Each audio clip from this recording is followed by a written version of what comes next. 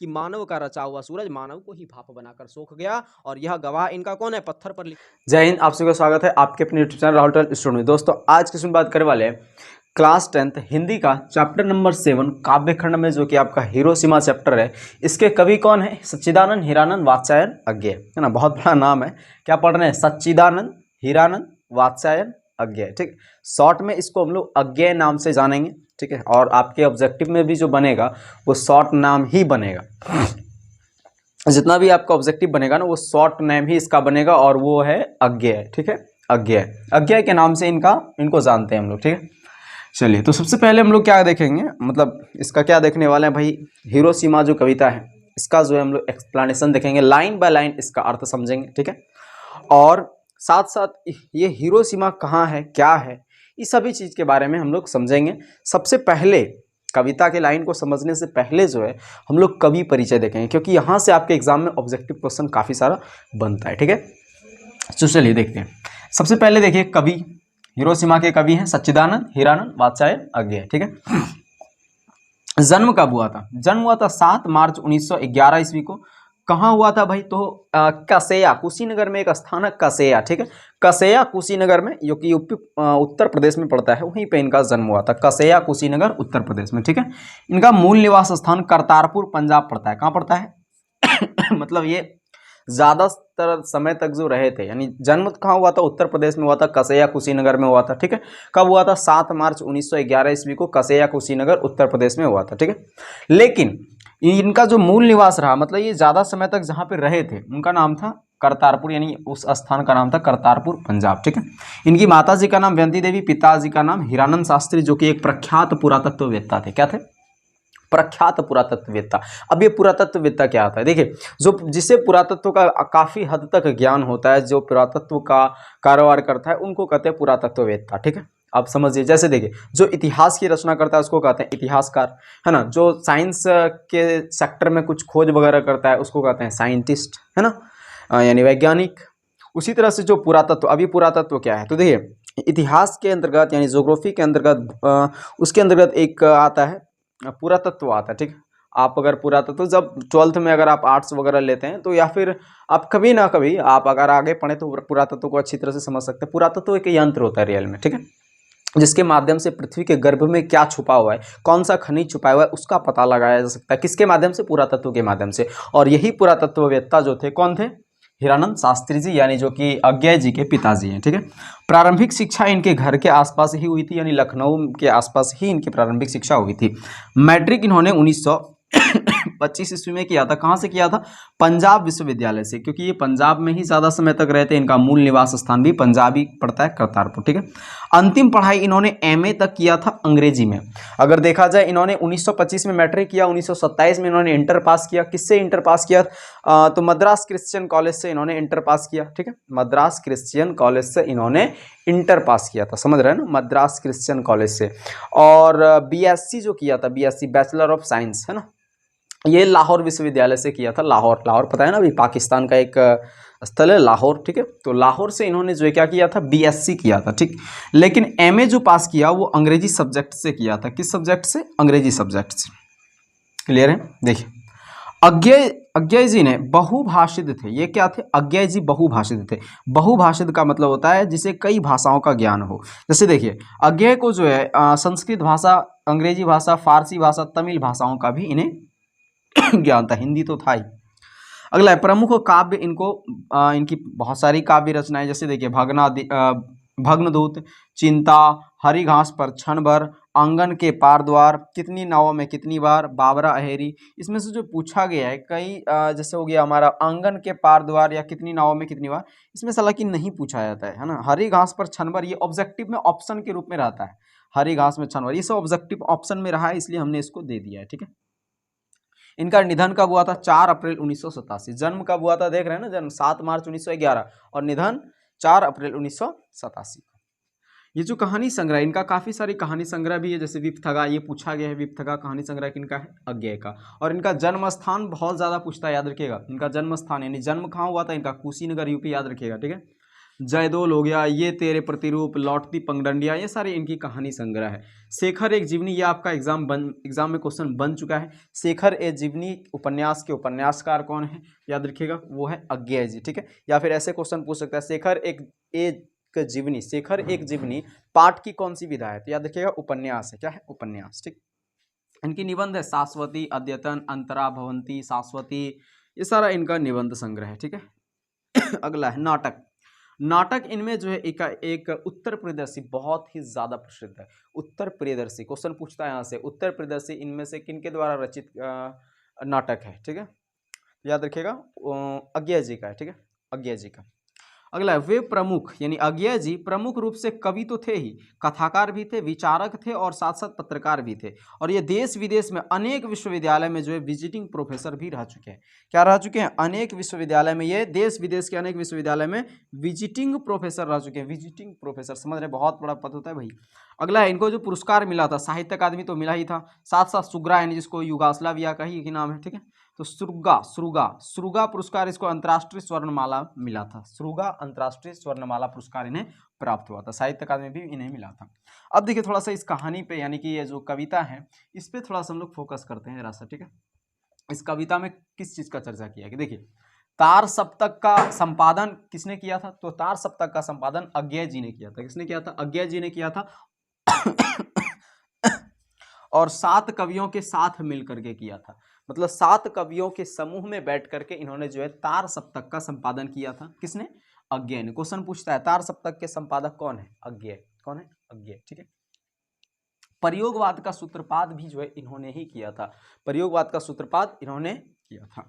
Hiroshima कविता में आधुनिक सभ्यता की दुदांत मानवीय विभीषिका का चित्रण है। हिरोशिमा जो कविता है इसमें कविता, ये जो कविता है इसमें आधुनिक सभ्यता की दुदांत मानव की विभीषिका का चित्रण देखने को मिलता है। क्यों भाई, क्योंकि इसमें जो है मानवीय दशाओं का, मतलब खुद का बनाया हुआ अणुबम, उसी के प्रतिरोध से, यानी कि उसी के प्रकोप से जो है मानव पे ही उनका प्रताड़न, मतलब मानव को ही उनका प्रताड़न सहना पड़ता है, और इसी का प्रकोप देखने को मिलता है इस कविता में। हालांकि जब कविता आपको समझाएंगे तो अच्छी तरह से आपको समझ में आएगा, ठीक है, लेकिन थोड़ा सा आप देखिए, यह कविता सदानेरा काव्य संग्रह से ली गई है। ये जो कविता है हमारा हिरोशिमा, ये कहाँ से ली गई है, सदानेरा काव्य संग्रह से ली गई है, ठीक है। और थोड़ा सा हम आप यहाँ से आप स्क्रीनशॉट ले लीजिए, थोड़ा सा कविता का चर्चा बता देते हैं। इस कविता हम लोग जानेंगे किसके बारे में, ठीक है। देखिए हिरोशिमा, हिरोशिमा जो है ये केवल कविता का एक शीर्षक नहीं है, बल्कि हिरोशिमा जापान का एक शहर, एक नगर है। और ये नगर का क्यों इन्होंने बताया, क्योंकि इसका कुछ खास है। क्या है, तो देखिए जापान का 2 नगर था, एक था नहीं अभी है ना, हिरोशिमा और एक नागासाकी, ठीक है।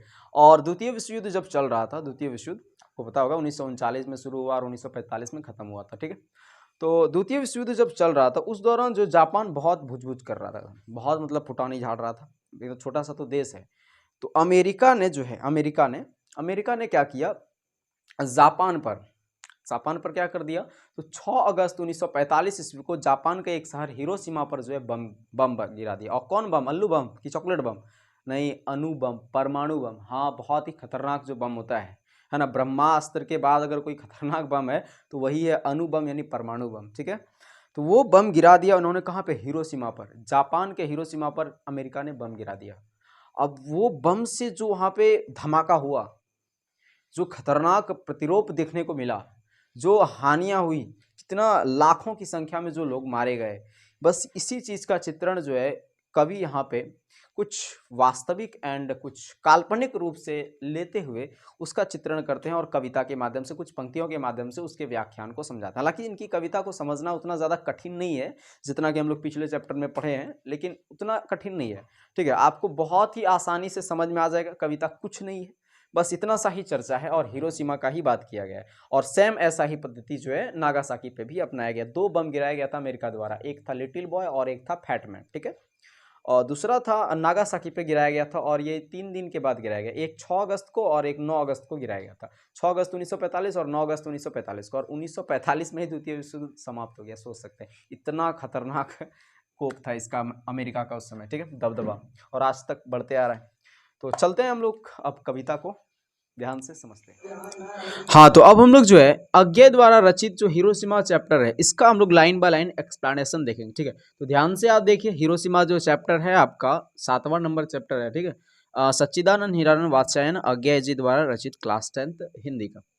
तो हमने इसका कवि परिचय तो अभी देखा, ठीक है। चलिए देखते हैं अब क्या कह रहा है। यानी कि जब बम बजाड़ा गया हिरोशिमा पर अमेरिका द्वारा द्वितीय विश्व युद्ध के दौरान, तो उस समय जो है परमाणु बम जो गिरा वहाँ पे, तो इसका काल्पनिक एंड वास्तविक प्रतिरूप दिखाते हुए कवि ने, अपनी कल्पना करते हुए कवि ने कुछ पंक्तियों के माध्यम से उस दृश्य को दिखाने का प्रयास किया है। क्या किया है तो देखिए बोल रहा है, एक दिन सहसा मतलब एक दिन अचानक सूरज निकला। अब कौन सा सूरज निकला भाई? सूरज तो अचानक नहीं निकलता है। तो सूरज कहने का यहाँ पे तात्पर्य है कि परमाणु बम यानी अणु बम निकला अचानक, है ना। एक दिन सहसा सूरज निकला, एक दिन अचानक, सहसा मतलब अचानक सूरज निकला, एक दिन अचानक अणु बम वहां पे बजड़ा और सूर्य के समान निकला। अरे क्षितिज पर नहीं, अरे क्षितिज पर नहीं निकला। सूर्य जहाँ पे क्षितिज पर निकलता है ना, क्षितिज का मतलब होता है कि ये धरती हो गया और ये हो गया आसमान का मिलना, ठीक है। मतलब जहाँ से सूर्य निकलता है, ऐसा देखिए आप देखते होंगे कि सूर्य जहाँ से निकलता है ना, और वहीं पे निकलता है जहाँ पे आपको लगता है कि ये धरती और आसमान जो एक जगह पे मिल रहा हो, है ना। आप ऐसे कल्पना तो करते हैं भाई कि ये धरती और आसमान कहीं ना कहीं एक जगह पे दिख रहा है, एक ही जगह पे मिल रहा है, और उसी जगह पे सूर्य उदय होता है, ठीक है। अस्त भी उसी जगह पे होता है कहीं ना कहीं। तो अरे क्षितिज पर नहीं निकला, वो सूर्य जो निकला था वो क्षितिज पर नहीं निकला था, मतलब उस जगह पे नहीं निकला था जहां से निकलना था। नगर के चौक पर, नगर के बीचों बीच निकला था, नगर के चौक पर निकला था। धूप बरसी और धूप बरसी थी, पर अंतरिक्ष से नहीं है। पर वो जो सूर्य निकला था, जो कि नगर के बीचों बीच निकला था, जो धूप बरसाई थी उन्होंने, वो अंतरिक्ष से नहीं बरसा था धूप, क्योंकि सूर्य निकलता तो भैया अंतरिक्ष से ही बरसता। फटी मिट्टी से वो धूप जो बरसी थी, वो फटी मिट्टी से बरसी थी। कहाँ से? फटी मिट्टी से। एक दिन सहसा, एक दिन अचानक सूरज निकला, क्षितिज पर नहीं निकला था, नगर के बीचों बीच निकला। और वो जो धूप बरसी उस सूर्य का, वो अंतरिक्ष से नहीं आई थी धूप, बल्कि वो मिट्टी से फाड़ करके, आसमान को चीर करके वो धूप निकली हुई थी, ठीक है। और ये अमेरिका ने जो है 600 मीटर ऊंचाई से मतलब बम गिराया था हिरोशिमा पर, ठीक है। चलिए समझ में आ गया ये। एक दिन अचानक सूरज निकला, वो सूरज क्षितिज पर नहीं था, बल्कि वो तो क्या बोलते हैं इसको, मानव निर्मित सूर्य था वो। नगर के चौक पर निकला था, नगर के चौक पर धूप बरसाई थी। अंतरिक्ष से वो धूप नहीं आई थी, बल्कि फटी मिट्टी से, एकदम मिट्टी को फाड़ते हुए आई थी एकदम, ठीक है। अगला लाइन आपका देखिए, अगला लाइन है छायाएं मानव जन की। क्या है? छायाएं मानव जन की दिशाहीन।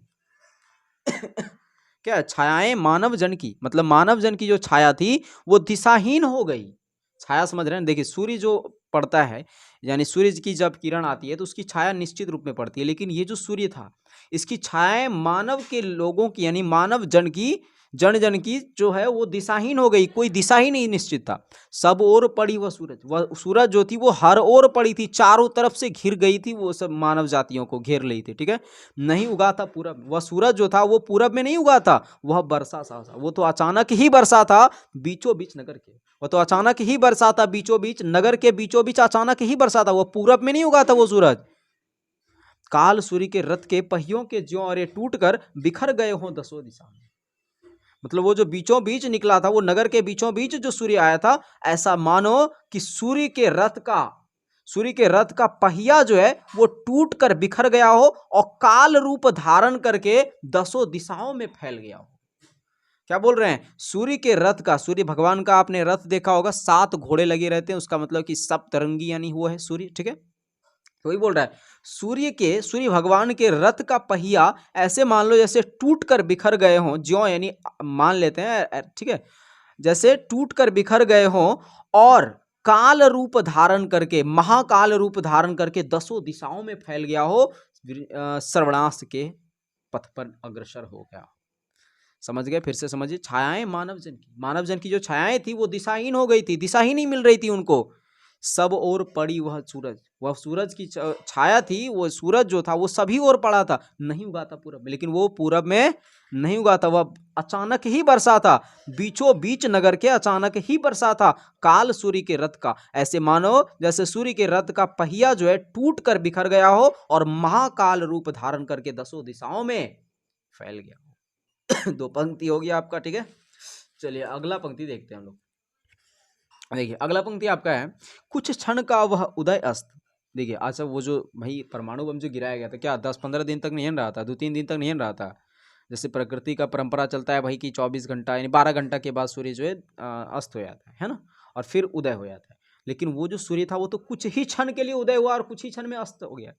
वही बोल रहा है कुछ क्षण का वह उदय अस्त केवल एक प्रज्वलित क्षण की, मतलब कुछ ही क्षण के लिए वह उदित हुआ और पुनः अस्त हो गया, लेकिन एक प्रज्वलित क्षण। लेकिन उन्होंने एक जलता हुआ क्षण छोड़ करके चला गया दृश्य सोख लेने वाली दोपहरी। ऐसा मान लो जैसे जलता हुआ क्षण जो छोड़ा था वो उस दृश्य को देख करके ऐसे मानो जैसे दोपहरी हो आ गई है, यानी दोपहर का, वैशाख के माह में जो दोपहर का धूप होता है ना, उसी प्रज्वलित धूप की उन्होंने याद दिला दी थी। फिर क्या हुआ, मतलब कुछ क्षण वो जो उदित हुआ और फिर अस्त हो गया, लेकिन केवल एक प्रज्वलित क्षण की बात आ गई और उस दृश्य को देख करके ऐसा लगता है जैसे भाई दोपहरी की याद आ गई है ना। फिर क्या हुआ, फिर याद हुआ, फिर मतलब क्या हुआ कि छायाएं मानव जन की, फिर छायाएं मानव जन की मतलब मानव की यानी लोगों की जो छायाएं थी नहीं मिटी लंबी हो कर, मतलब मानव जन की छायाएं जो थी वो लंबी हो करके नहीं मिटी थी, नहीं मिटी मतलब समझ रहे हैं।